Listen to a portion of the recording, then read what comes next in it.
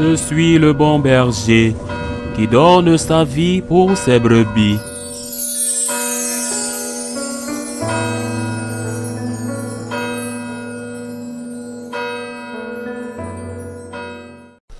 En ce temps-là, Jésus disait à ses disciples, « Je suis venu apporter un feu sur la terre, et comme je voudrais qu'il soit déjà allumé, je dois recevoir un baptême, et quelle angoisse est la mienne jusqu'à ce qu'il soit accompli.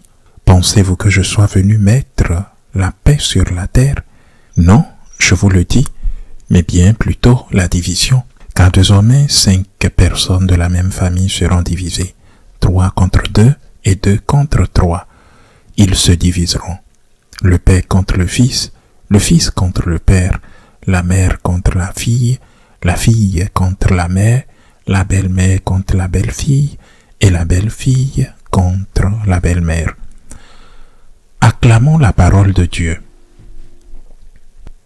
Je suis venu apporter le feu sur la terre. Le feu, je me souviens de ces vers que le grand écrivain espagnol injustement oublié, José María Pimán, a mis dans la bouche de saint François Xavier dans l'une de ses plus belles œuvres, La Divine Impatiente.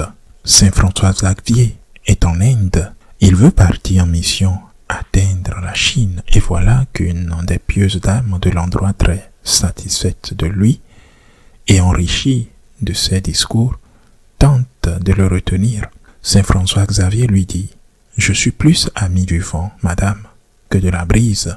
Il faut faire le bien vite, car le mal ne perd pas du temps. » C'était un missionnaire. Il faut voir les lettres de Saint François Xavier, les lettres qu'il écrivit de Rome, où se trouvait Saint Ignace de Loyola, le fondateur, exhortant à envoyer des missionnaires évangélisés et disant que si la Sorbonne, la célèbre université où les jésuites avaient débuté, si la Sorbonne savait ce qui se passait et le risque de perdre tant d'âmes, ils cesseraient sûrement de perdre leur temps avec tant de discours théologiques, souvent inutiles, et iraient l'évangile. Je suis plus ami du vent, madame, que de la brise. Le bien doit être fait vite, car le mal ne perd pas de temps. Je suis venu apporter le feu sur la terre, et comme je veux qu'il brûle, dit le Seigneur, c'est Jésus celui qui veut que le monde brûle, mais pas avec le feu d'été qui ravage la forêt. Il veut que le monde brûle avec le feu de son cœur, avec le feu de l'amour. Il veut que le monde brûle avec l'amour divin, avec son amour. Et quand cela arrive, il n'y aura plus de vol, plus d'incendie de forêt, plus de corruption, plus d'avortement, plus de guerre, plus de faim, plus d'injustice. Je suis venu apporter le feu sur la terre. Et nous, que sommes-nous? Que faisons-nous? Dormis éternellement? Que font les prêtres? Beaucoup travaillent, très dur, car ils sont épuisés. Ils doivent diriger de multiples paroisses, parfois seuls.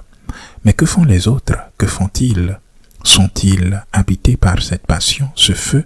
Sont-ils plutôt amis du vent ou plutôt amis de la brise, tandis que le mal agit vite et sans perdre de temps? Que font le bien et les prétendus amis du bien? Je suis venu apporter le feu sur la terre. Nous les prêtres devons d'abord nous poser cette question. Je me confie au cœur de Jésus, demandant que l'âme de son amour embrasse mon cœur, afin que par sa grâce aucune barrière ne se dresse devant moi jusqu'à la fin de mes jours. Et bien sûr, cela va créer des problèmes.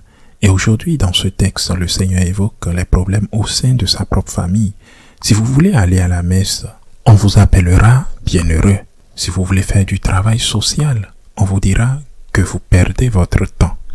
Si vous voulez faire l'aumône, on vous dira que vous gaspillez vos biens, même si vous les avez gagnés à la sueur de votre front. Bien sûr, il faut garder un certain équilibre.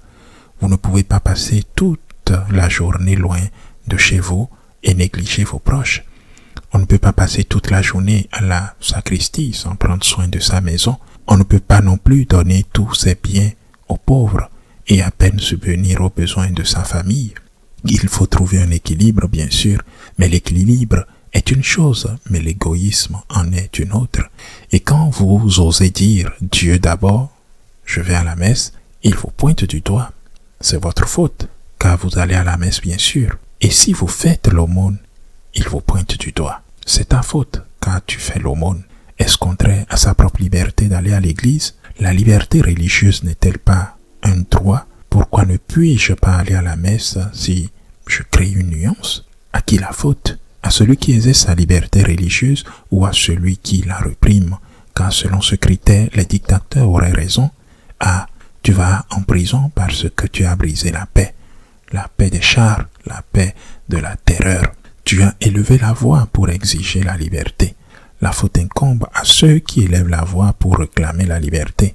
Non, la faute incombe à ceux qui répriment la liberté aux tyrans, aux dictateurs. Nous ne pouvons pas faire peser le fardeau de la culpabilité sur l'innocent, de sorte que le véritable coupable apparaisse comme l'homme juste en quête de paix. Nous avons placé Dieu en premier et naturellement, avec prudence, nous devons faire ce que Dieu nous demande, avec prudence. Mais nous devons faire ce que Dieu nous demande. Lorsque vous vous approchez du cœur de Jésus, lorsque vous essayez malgré tous vos péchés d'être un prêtre selon son cœur, le zèle pour sa mission vous consume. C'est ce qu'il disait, le Christ. Le zèle pour sa mission te consume. Qu'il en soit ainsi pour nous, avec prudence, mais qu'il en soit ainsi pour nous, Seigneur. Puissions-nous, le jour de notre mort, répéter ce que Pepman a écrit à propos de Saint François Xavier et ce que Saint François Xavier a certainement pratiqué. Je suis plus ami du vent, madame, que de la brise. Le bien doit être fait vite. Le mal ne perd pas un instant. Ainsi soit-il.